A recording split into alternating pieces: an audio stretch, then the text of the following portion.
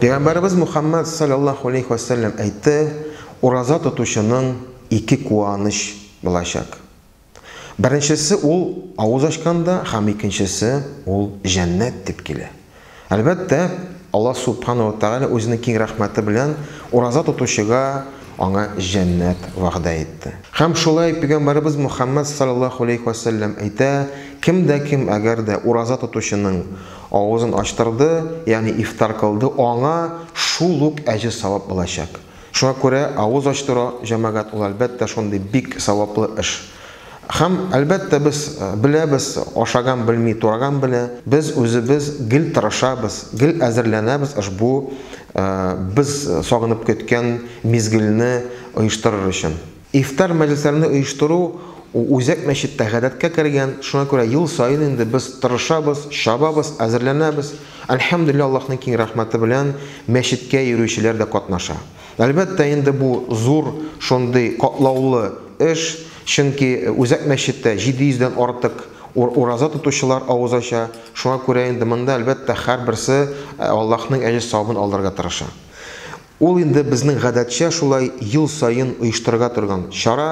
Shunga ko'ra har birisi hatto o'zlari masjidga yuruvchilar endi ertaroq kelib masjidga o'zlarining ulushlarini kiritirga tirishadilar.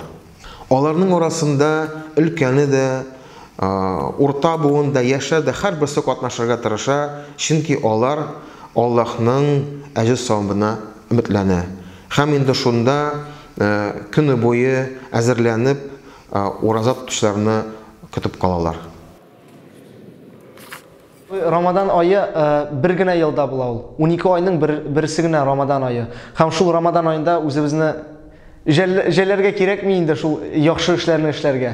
Bular alhamdulillah yoshlar ko'p bo'lg'ach ish bora, yengil, butunisi yengil edi alhamdulillah. Bular og'irliklar yo'q, birga bo'lg'ach ish bora, ishlaymiz. Ramazan oyi boshlanguncha biz bir oy qala xalqqa yetkira boshlaymiz. Chunki iftar muhtaram aziz qardoshlarim, ul endi iftar to'yi deb aytirga da bo'lar. Chunki 700 dan ortiq kishi kelib, agarda rizq qoba ekan, albatta bu zo'r amal, zo'r ish bo'lib qoladi. Shunga ko'ra 700 kishini oshatir uchun endi sanab bizning 75 ming chiqdi. Shunda endi oshlarimiz da kirgan, pilau da kirgan, salatlar, shay, frukti ham boshqasi. Bizning orabizda butunsi pensioner tugul.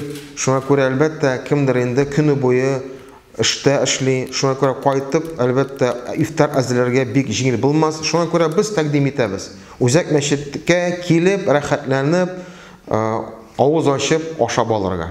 Hatta ushbu fruktni ham pesheni konfetlardan tish endi biz sonidik ekonom variant 60 mingga. Chunki durustlikda, qo'yshoqda kishiga shulda jeti. Shulay bitindi.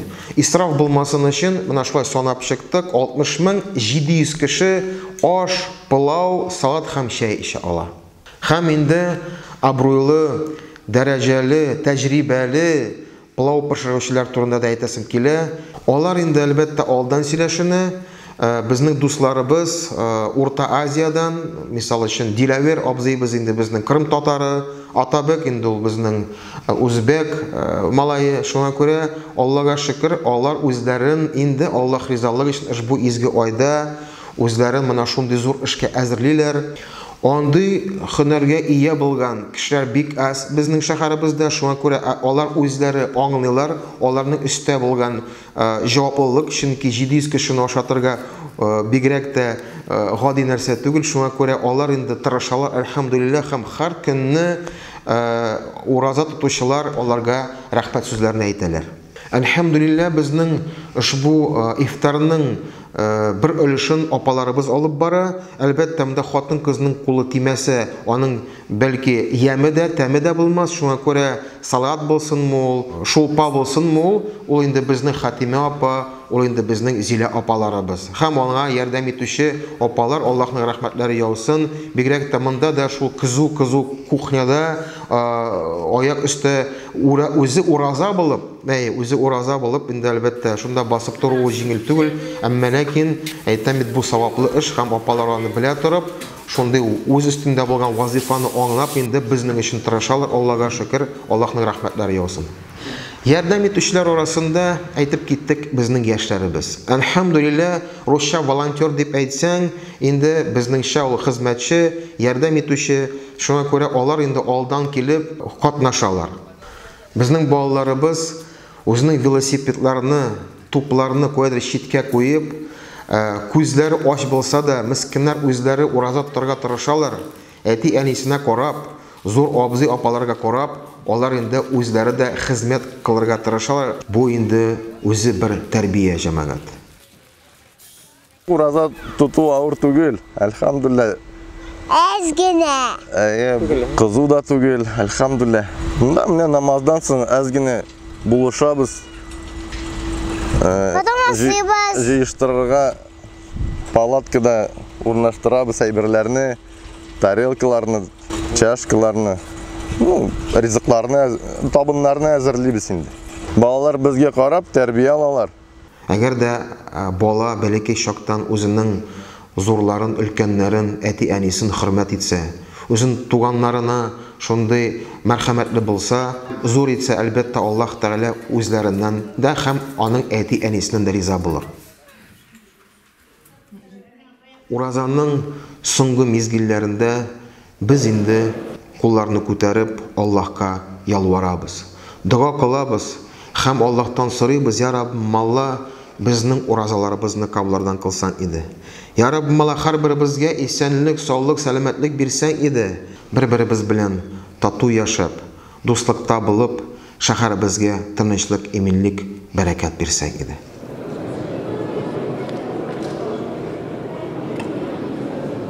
Аллаһу акбар, Аллаһу акбар.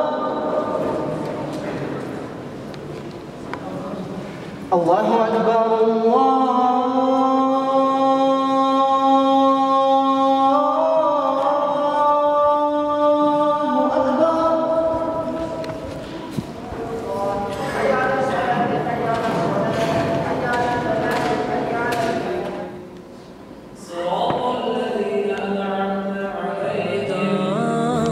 Ramadan, Ramadan, Ramadan, Ramadan, Ramadan, Ramadan, Ramadan.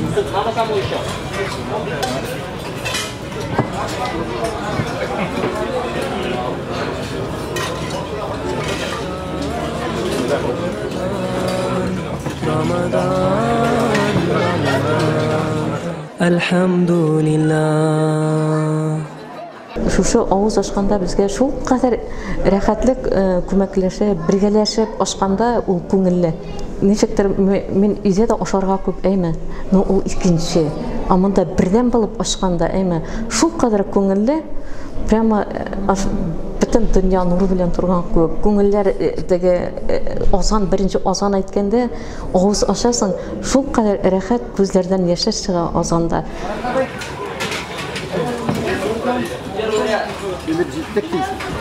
Ramazan ay mübarek kıl İlâme Rabbim. İftarlarımız mübarek kıl.